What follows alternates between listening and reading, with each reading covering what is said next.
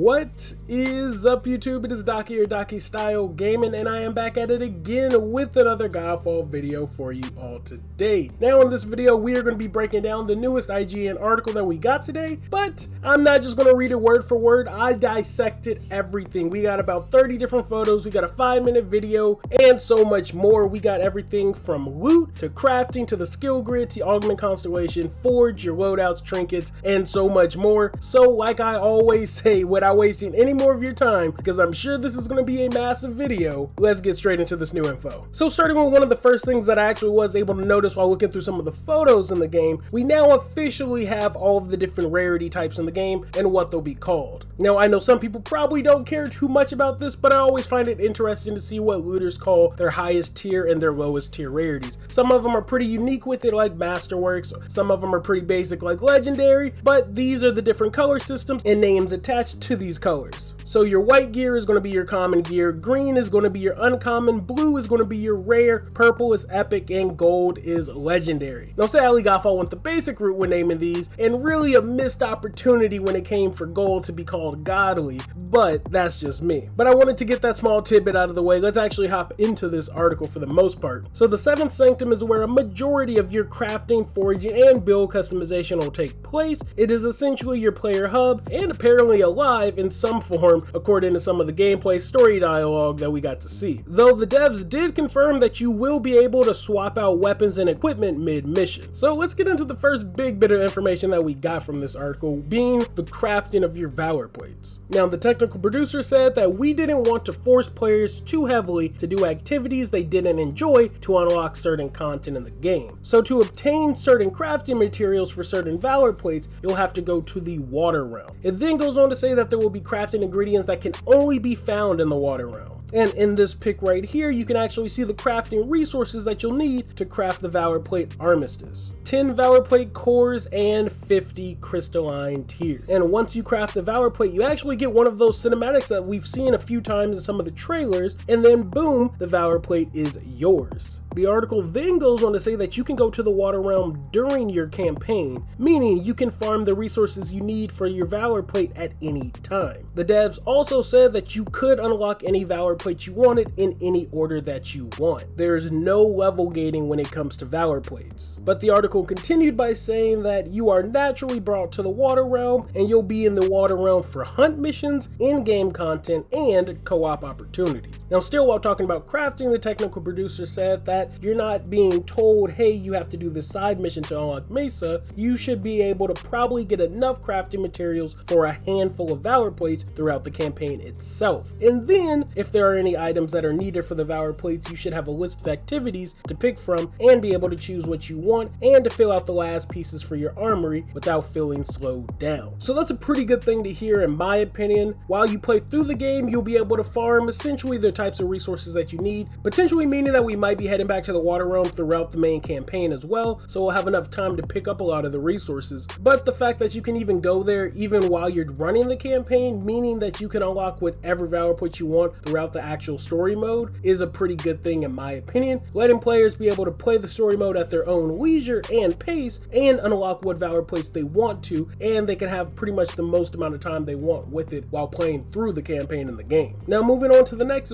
big topic in here is the skill grid. Now again, I know this is something that a lot of players were talking about and wanting to see, and luckily we got to not only see multiple screenshots of it, but we got a bunch of info on it as well. So the skill grid, or your skill tree, but I'll get to why it's called a grid in a bit, is something that each Valorplate has, and the devs did say that you can respec your points on it at any time. They also said that your skill points carry over to every Valorplate, so you don't have to worry about individually leveling up your Valorplates. And from some of the screenshots that we got to see, it appears that the max level in the game is going to be 50 as of right now. Now the technical producer did say that they don't intend to have players fill out the entire grid by the end of the campaign, but of course you can work towards improving your builds in the post game. Now why is it called a skill grid? Well, there are 25 different nodes that have the option to be leveled up 5 times. But there is a bit of strategy to unlocking your nodes, because you start from any of the 4 corners on your skill grid. And by starting from these 4 corners, you're essentially unlocking your skill nodes in a diagonal grid shaped pattern. Now with 25 nodes and 50 skill points, you can, if you want to, choose to level up your entire skill grid twice. Or similar to Borderlands, you can pick and choose which nodes you want to level up, following the corner path you choose, and then choose to spec or level up certain nodes. That way you can add a bit more strategy to your builds, vary the way some of your builds are compared to other players, and you can potentially focus on nodes that benefit specific Valorplates that you have equipped. Now I did say at the beginning that level 50 is the highest as of right now, but like I mentioned in my last video, it seems like they're taking a lot of cues from Borderlands, so we already know we're getting an expansion number 1, so I could easily see them increasing the level with the first DLC, potentially even giving us additional skill points, which means there's more skill grid build variations to come. Now that part is speculation, but I could totally see that happening. Now when it comes to the 25 different skill nodes, for those of you who might not be able to read it on the screen or you're looking at it on your phone, the first is the weapon techniques, then we have Soul Shatter node, Vitality, Shield Attack, Shield Throw, Banner, Shield Prime, Crit Hit Chance, Rallying Slam, Weapon Timing, Might, Crit Damage, Archon Fury, Resistance, Spirit, Weak Points, Recovery, Elements, Siphon, Rampage, Polarity Attacks, Breach, All Stats, Takedowns, and Finesse. Now the 4 nodes that you'll essentially start with from the 4 branching corners, from the top left is going to be weapon techniques, the bottom left is going to be shield throw, the top right is going to be polarity attacks, and the bottom right is going to be finesse. So that is the skill grid in a nutshell. We definitely have a lot of different variety. Just looking at some of the different stats, each stat, like I said, can be leveled up 5 different times, but again, you only have 50 points, so you're going to want to be a bit more strategic when it comes to some of your builds, or if you want to have builds dedicated to specific Valorplates, that's something that you might be interested in as well. Now the next bit of info that we're going to be covering is the first look at the Augment Constellation tab, and in the screenshots we got to see both Mesas and Aegis Horn. So I've kind of covered this before, but I'll still break it down because I want to put all this info in one video. But each Valorplate has a unique constellation tab. The constellations are color coded for the augments that'll fit in the slots. Now the white slots are essentially your wild card, meaning any augments can fit into it. Your red slots are essentially for your might augments or your DPS augments. Your blue slots are for your spirit augments or cooldowns, and then your green slots are for your vitality augments or health or tankiness. Now augments do have power drain levels, so like in your skill grid, you'll want to customize wisely around your augment power usage, which caps at 100. Now from the photos, we actually get to see that Mesa primarily specs into might or DPS, and Aegis Horn specs into vitality or kind of the tankiness of his build. We also get a very good look at the augments, their power levels, their rarities, and level requirements for some of the augments. And it seems like the higher the rarity, the higher the augment power drain as well. Now we also got to look at the Armory tab, which showed off a list of collected augments that could be salvaged, but also we got to look at the weapons, lifestone, rings, charms, amulet, and banner tabs. Now we got a really good look at the charms and amulet tabs, specifically getting a better look at their stats and rarities as well. Now speaking of amulets and charms, rings also make up your trinkets.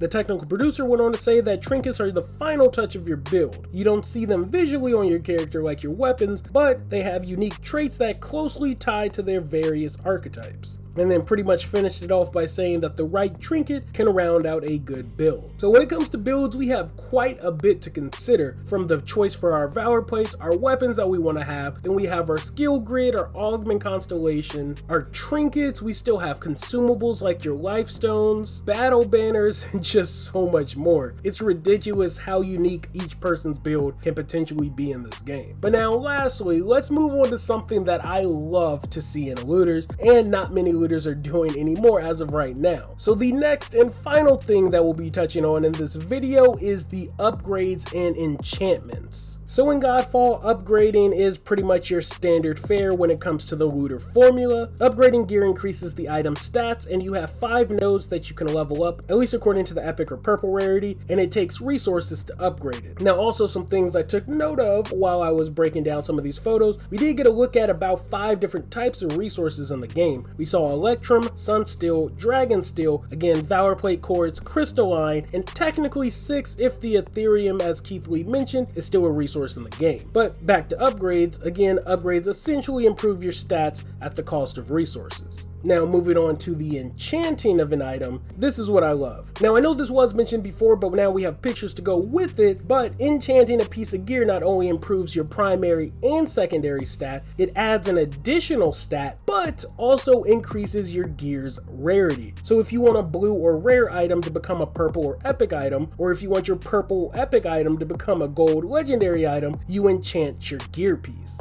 Now, similar to upgrading, it does take resources to do so, but essentially if you want to take your starter sword in the game and run with it throughout the entire game, or even the end game by just upgrading it or enchanting it, you can definitely do so. Same can be said with the pre-order bonus Borderlands 0 sword and any other weapon in game. Now again, like I said at the beginning, this is something I love to see because when I play a looter, there might be a weapon that I love for either its mechanics, its look, and then whenever you out level it, you just kind of got to get rid of it. And especially if it's tied to a rarity, that means you'll probably never see that weapon again because you're going to want to build for the highest rarity items in the game. So I like that every weapon in the game, and potentially other items as well, will be able to be enchanted to the max level in the game and max rarity. So that's pretty much the entire article as a whole. Now let me know what y'all personally thought about it, and if y'all are even more hyped for the game, or are you still on the fences with it. Now personally, I'm finally glad we got to see this. Even though it was mostly pictures, we did get some video footage of it as well, but it definitely seems like the devs took a lot of time to consider builds in this game, and part of me is like, you wouldn't have such an in-depth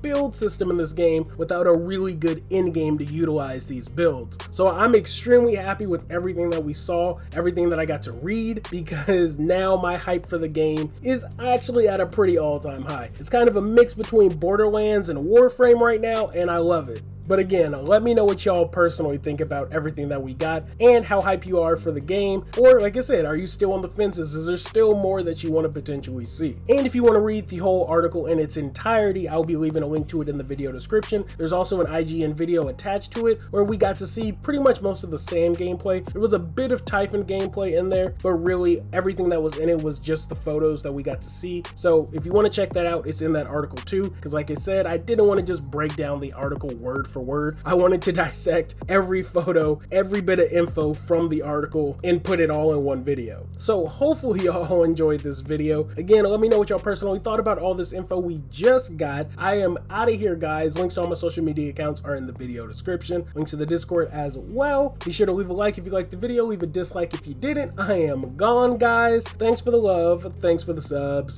Peace.